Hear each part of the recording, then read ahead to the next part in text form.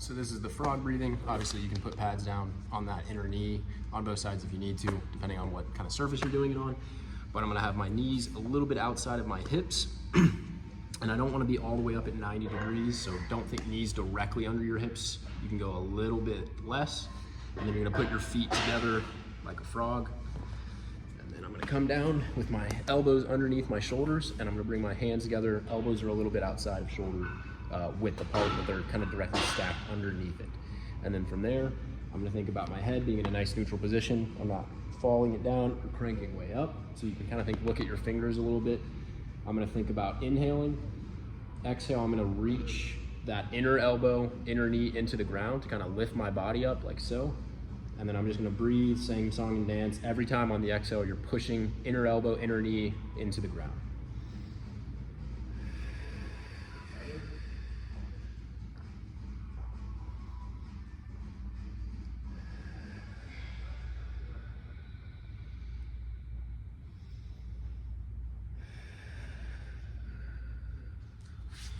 Something like that. Again, it'll be really important for you to not kind of crunch into it like this.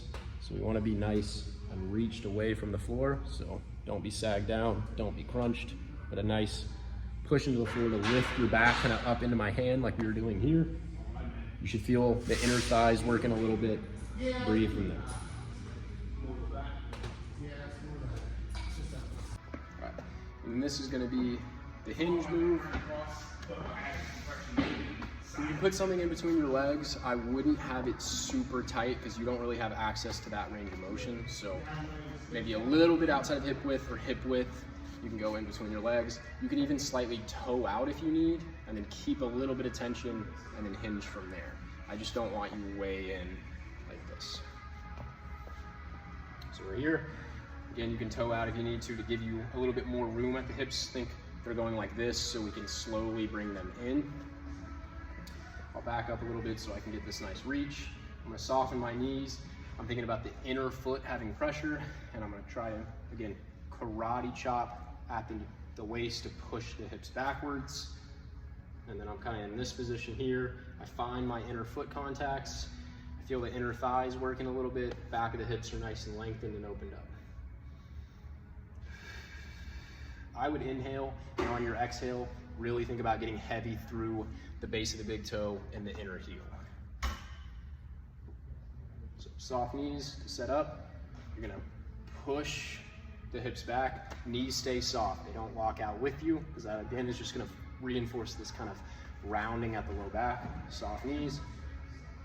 Hips go back. Doesn't have to be super far. You should just feel a little bit at the back of the legs. Inhale. Exhale, heavy in the foot contacts.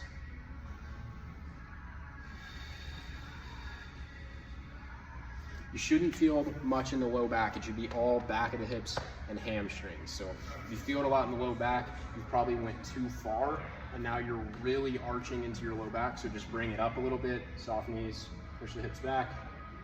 I feel my hamstrings hang out there. The point is to get the hips to shoot back just a little bit, even if it's a few inches, and the knees stay there so you don't just do that. Knees soft, push the hips back. Knees soft, push the hips back. All right, these are gonna be those step up kind of isometric holds. So I would just go like a foot, foot and a half up off the ground. It doesn't need to be way up like that. Then from there, you want to keep this back knee soft. You want to lightly push your knee forward, kind of over your shoelaces per se, but you don't want to lose your heel coming off even a little bit. You want to feel your heel on the ground, but you have created pressure in the front of the foot. So something like that. I'm going to very lightly think about hinging my hips back. It doesn't have to be anything crazy like that, but just a little bit so I'm not real slouchy. So just a very light kind of karate chop out the waist to push the hips back. I'm going to reach the opposite elbow forward and slightly to the leg that's working. Opposite arm is just going to be a little bit behind me. And I'm just going to think about pushing my foot down into the box. I should feel the leg take a lot of tension. Glute on that side should be nice and opened up. You might feel it working, but it's kind of opened, if that makes sense.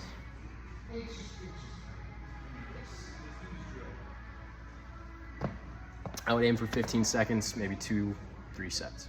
All right, these will be the yoga ball rollouts, similar song and dance to the frog breathing. So you can go a little bit knees outside. You wanna be able to get that kind of inner knee contact into the ground. So you'll feel a little bit of like your groin working, and that's good. That's gonna keep back of the hips opened up. Got my elbows reached into the ball and lifted my chest up a little bit. So I'm not falling down into it and I'm not crunchy. I'm nice and kind of tall. I reach to bring my upper back away from the ball or away from the ground. Keeping that, I'm just gonna roll maybe 6 inches up and down.